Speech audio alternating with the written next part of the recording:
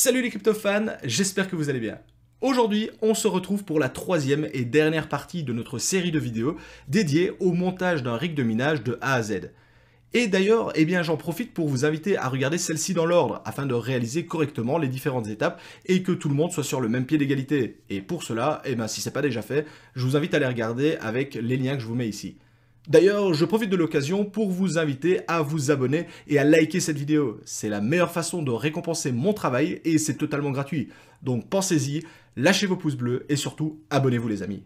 Dans cette troisième partie de la vidéo, nous allons voir ensemble comment démarrer notre rig de minage pour la première fois, mais également comment lui envoyer des consignes de fonctionnement, notamment pour que la machine mine les crypto-monnaies de notre choix. On en profitera également pour voir ensemble comment surveiller l'évolution de notre minage. Et pour finir, j'en profiterai pour vous toucher un petit mot sur la partie overclocking pour tirer un maximum de performance de notre machine. C'est parti!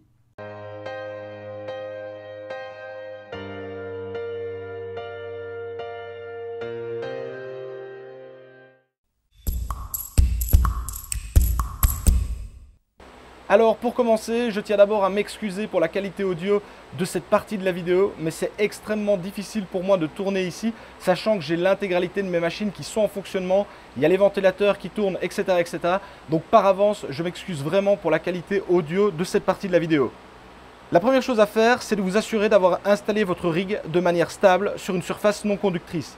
Évitez tout contact direct de celui-ci avec des parties métalliques, qu'il s'agisse de la carte mère, des risers ou des cartes graphiques. Par la même occasion, assurez-vous que rien ne vient gêner le bon fonctionnement des ventilateurs de vos cartes. Ils sont relativement fragiles, donc prenez-en soin. Comme vous pouvez le voir, il s'agit des fameuses étagères dont je vous parle très souvent dans mes vidéos. C'est une étagère que l'on trouve chez Brico Dépôt à une vingtaine d'euros. J'ai tout simplement ajouté un tasseau de bois supplémentaire pour venir maintenir les cartes graphiques en position afin que celle-ci ne repose pas uniquement sur le riser ou le port PCI de la carte mère. De la sorte, l'ensemble est correctement fixé à l'installation. Il n'y a pas de contact ni avec des surfaces métalliques ni d'autres problèmes. Et donc ça assure vraiment un bon fonctionnement et un bon positionnement de notre rig de minage. Une fois que votre installation est correctement installée, je vous invite à connecter maintenant la clé USB que nous avons réalisée dans la partie 2 de cette même série de vidéos et à la brancher directement dans l'un des ports USB. Par la même occasion, j'en profite pour connecter le connecteur RJ45, le fameux câble qui va nous permettre d'avoir Internet sur notre rig. J'en profite également pour connecter sur un des ports USB un clavier qui me sera bien utile si jamais on venait à avoir des problèmes lors de la configuration de notre machine. Et également, sur la sortie HDMI de la carte mère, je viens placer un port HDMI vers un écran qui me permettra justement d'identifier des problèmes s'il y en a. Alors, pour le clavier et l'écran, ils ne sont absolument pas nécessaires. Maintenant, pour un premier démarrage, je vous conseille vraiment d'en avoir sous la main car ça vous permettra vraiment d'être plus efficace si jamais vous aviez le moindre problème lors du démarrage de votre rig. En effet, il est toujours plus simple de résoudre les problèmes quand le code erreur s'affiche à l'écran plutôt qu'en devant chercher de vous-même d'où pourrait bien venir le problème. Et donc par la suite, vous pourrez bien entendu les retirer car vous pourrez prendre le contrôle de votre machine à distance via HiveOS. Et ça, c'est justement ce que je vais vous parler dans la seconde partie de cette vidéo. Une fois l'ensemble des différents éléments branchés, il ne vous reste plus qu'à activer l'alimentation en plaçant son bouton à elle également sur le bouton On. Une fois l'alimentation mise sous tension, il ne vous reste plus qu'à appuyer sur le bouton On de la carte mère et celle-ci devrait alors démarrer.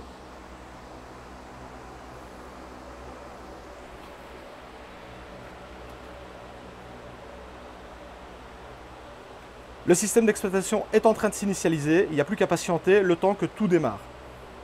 Le système d'exploitation HiveOS est en train de s'initialiser et les différents boutons OK nous indiquent justement que notre clé USB a été correctement préparée pour le minage avec celle-ci. La seule chose à faire maintenant est de patienter le temps que le programme s'initialise complètement.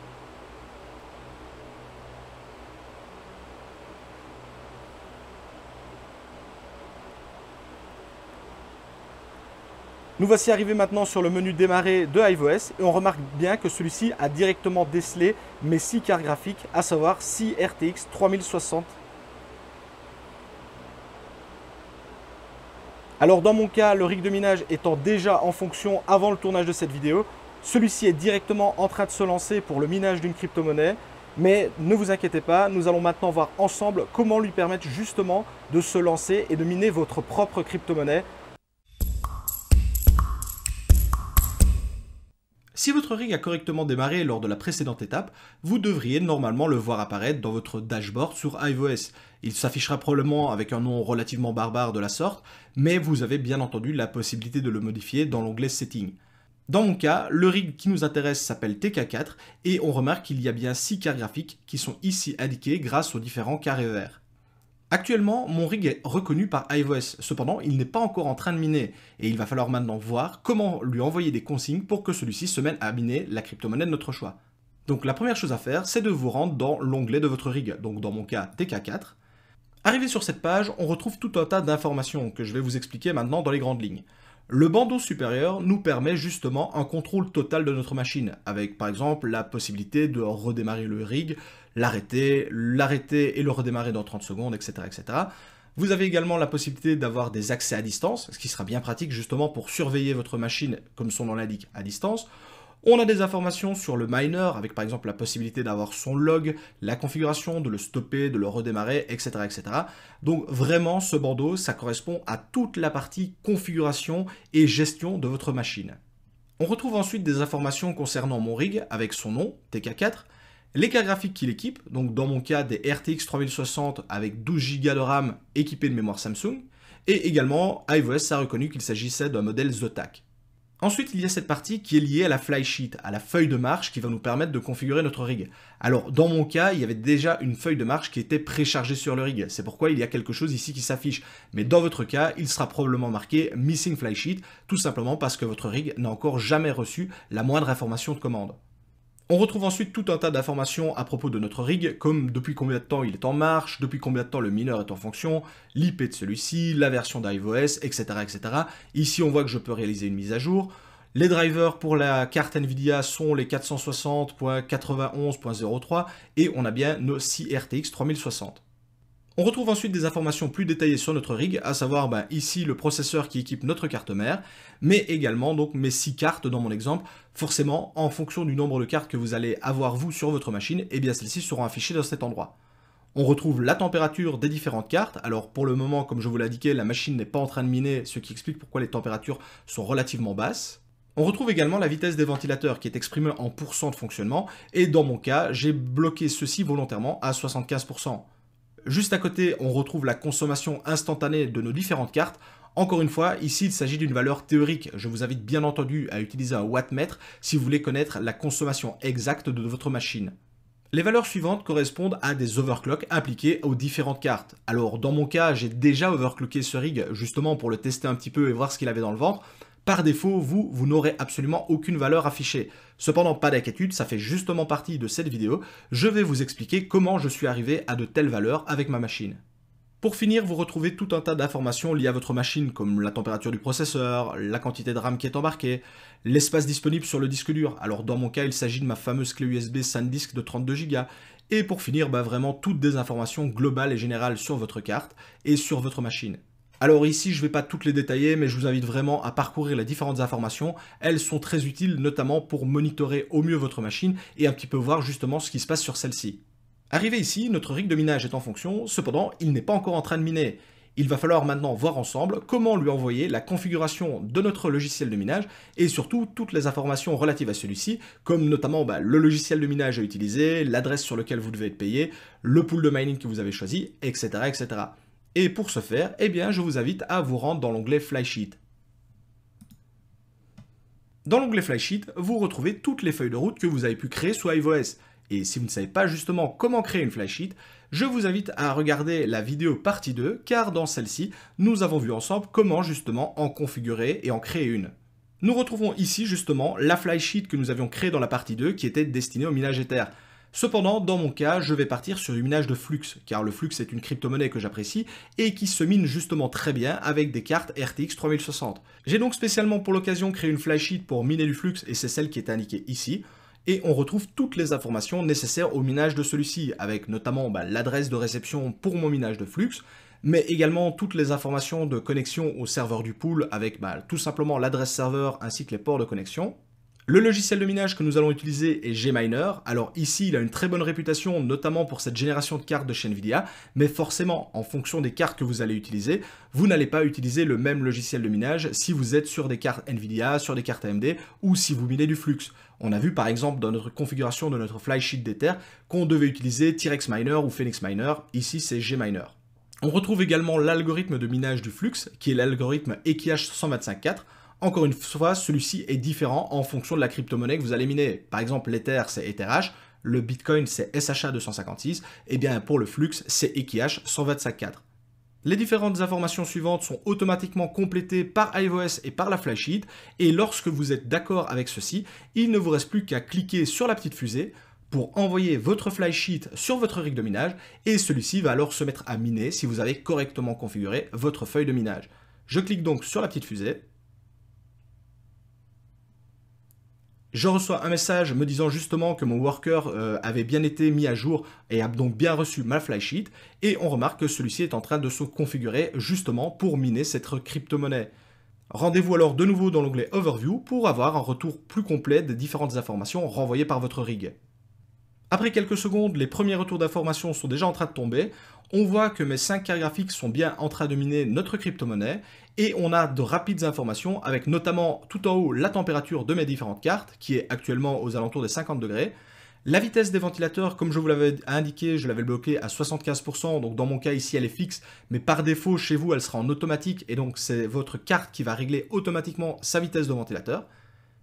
Et pour finir, juste en dessous, on retrouve la puissance fournie par mes différentes cartes sur le réseau Flux.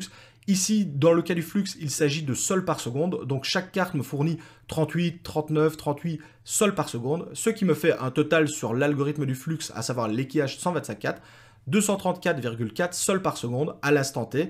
Bien entendu, ces valeurs vont s'affiner avec le temps. Comme toujours, je vous invite à miner pendant plusieurs jours, pendant plusieurs heures, voire même donc plusieurs jours. Ne venez pas me retrouver avec des informations au bout de 10 minutes. Les informations ne sont vraiment plausibles que lorsque le rig a tourné pendant au moins 24 à 48 heures, afin vraiment d'avoir des valeurs qui vont se stabiliser et non pas de donner des choses qui pourraient partir dans tous les sens. Donc encore une fois, à partir de maintenant, vous n'avez plus rien à faire si ce n'est attendre et patienter afin de voir que votre rig de minage fonctionne exactement bien et que tout se déroule vraiment sans aucun problème.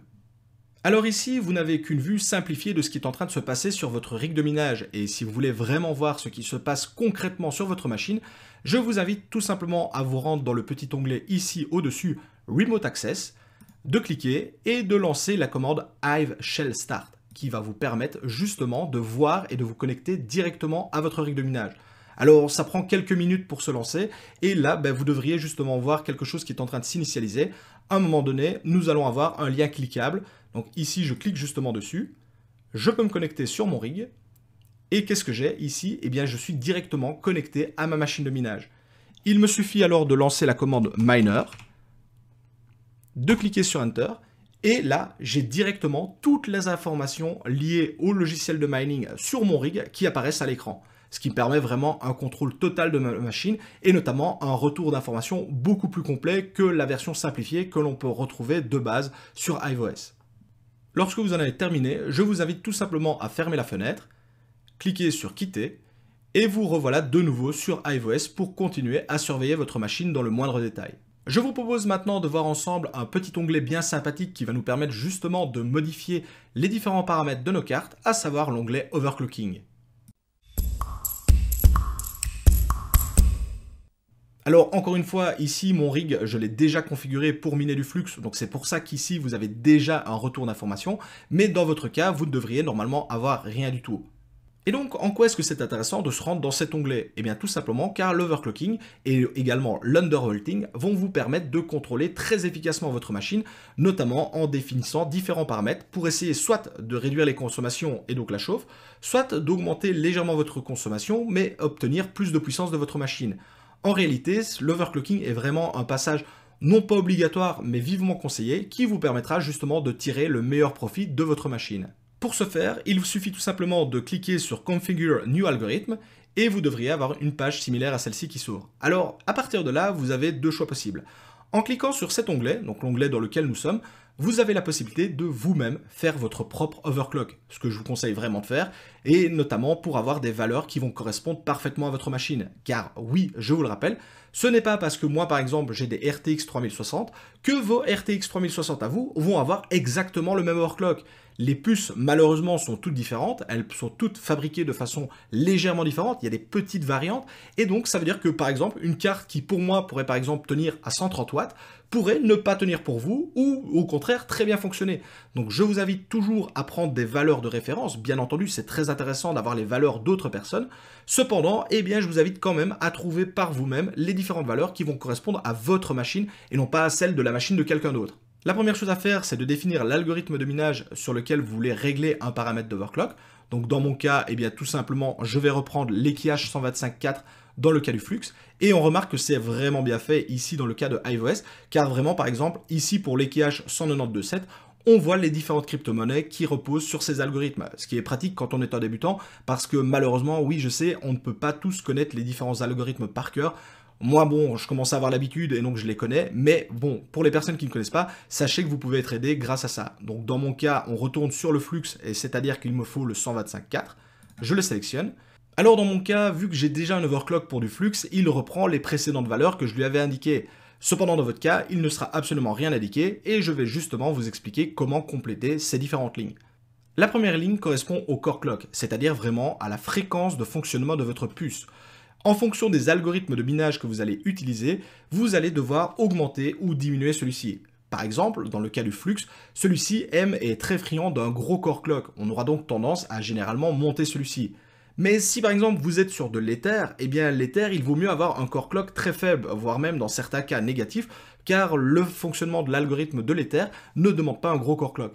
Alors, je sais que comme ça peut paraître un peu compliqué, surtout quand on est débutant, parce qu'en fonction des crypto-monnaies que vous allez miner, ça peut vraiment être très très différent. Mais pour vous faciliter la vie, la seule chose que je peux vous dire de faire, c'est de rejoindre mon Discord, dont le lien est en description de chaque vidéo, afin de venir discuter avec des personnes qui, comme moi ou comme beaucoup d'autres, sont spécialisées vraiment dans le monde du minage, et vous indiqueront très facilement, en fonction de l'algorithme de minage que vous allez vouloir choisir, si vous devez augmenter ou diminuer celui-ci.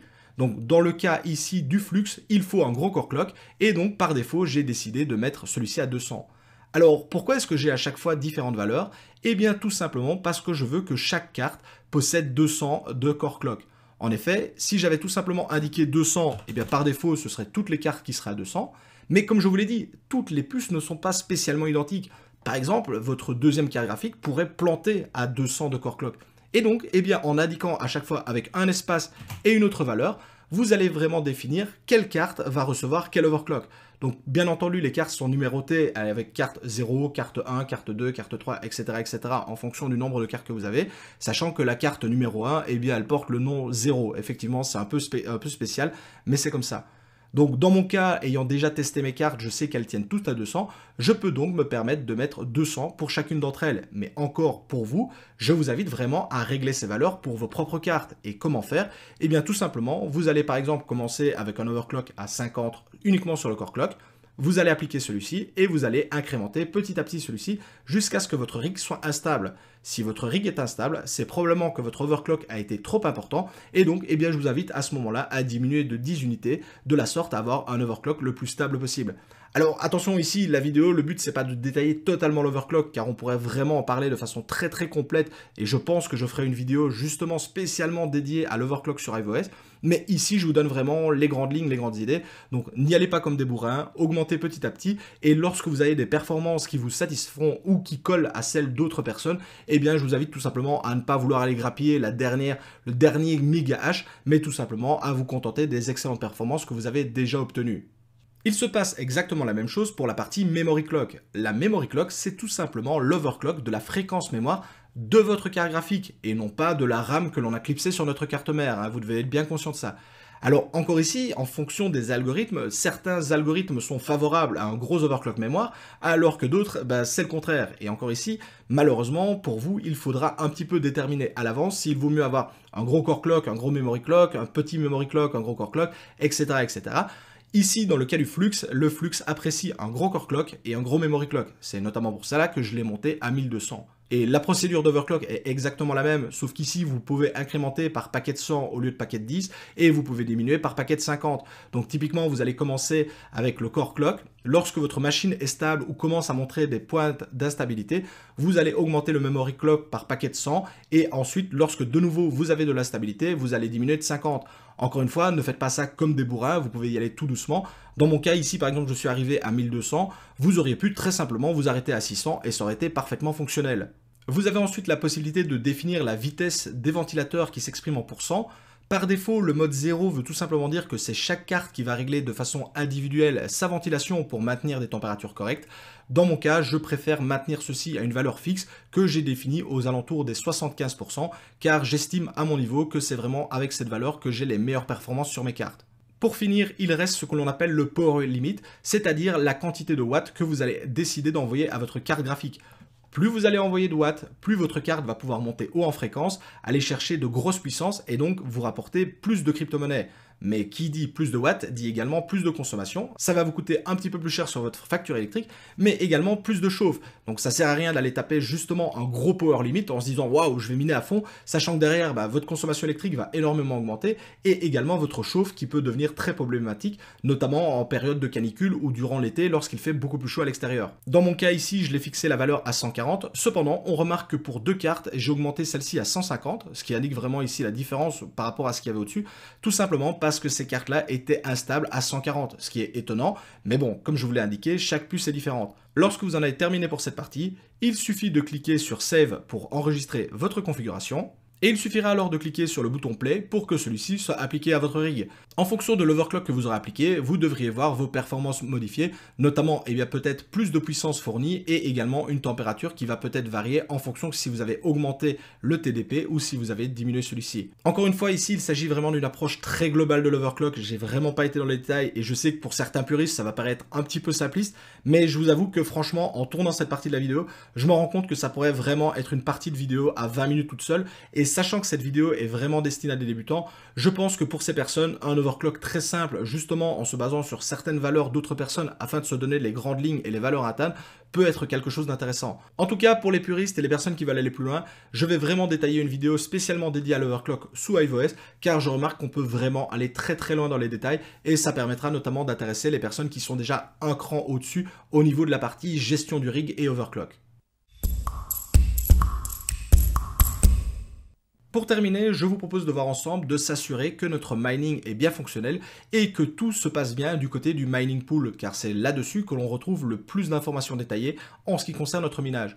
Donc pour ce faire, je vous invite tout simplement à vous rendre de nouveau dans l'onglet Flysheet et de copier-coller l'adresse de réception sur laquelle vous voulez miner. Ensuite, il suffit de vous rendre dans le mining pool sur lequel vous avez décidé de miner. Donc dans mon cas, je vous l'ai indiqué, il s'agissait de miner pool que nous avons configuré dans notre flysheet. Je vais donc la récupérer et d'indiquer l'adresse de votre wallet juste ici. Normalement, si ça fait plus de 30 minutes, voire une heure que vous êtes en train de miner, vous devriez voir apparaître celui-ci sur le mining pool. Il vous suffit alors de cliquer dessus et vous allez avoir un retour d'information correspondant à votre rig de minage. Alors dans mon cas, je suis déjà en train de miner sur cette adresse avec d'autres machines et vous pouvez les retrouver ici. On remarque bien que TK4, qui est le rig que nous avons configuré sur iOS, est bien en fonctionnement et est directement reconnu par le mining pool. De la sorte, en vous rendant directement sur le mining pool, vous pouvez être certain de voir que justement votre rig de minage est bien en fonction et est bien reconnu par le mining pool. Voici donc qui termine cette troisième et dernière partie de notre tuto vous permettant de monter un rig de minage de A à Z. Logiquement, si vous avez respecté les trois parties de la vidéo et que vous avez réalisé les différentes étapes, vous devriez être en train de miner la crypto-monnaie de votre choix. Encore une fois, dans mon cas, j'ai décidé de miner du Flux, mais vous êtes bien entendu libre de choisir la crypto-monnaie de votre choix. Encore une fois, pour savoir quelle crypto-monnaie correspond le mieux à votre installation de minage, je vous invite toujours à faire un tour sur What2Mine, donc encore une fois, le lien est dans la description, pour voir justement quelle crypto-monnaie se prête le mieux à votre installation. Voici qui termine cette vidéo, et si elle vous a plu, je vous invite à la liker et à la partager à un maximum de monde, c'est extrêmement important pour le référencement. Si vous avez la moindre question, n'hésitez pas à passer par l'espace commentaire, je me fais toujours un plaisir de vous répondre à toutes vos questions. Et surtout, encore une fois, je vous invite à vous abonner à cette chaîne. On arrive tout doucement aux 50 000 abonnés et lorsqu'on y sera, eh bien, je pense que je vais faire tomber pas mal de gros cadeaux. Donc n'hésitez pas à cliquer sur le bouton s'abonner. Je vous rappelle que c'est totalement gratuit et quand c'est gratuit, c'est vachement pas cher. C'était MrTK, je vous souhaite à tous un excellent minage Ciao les cryptofans.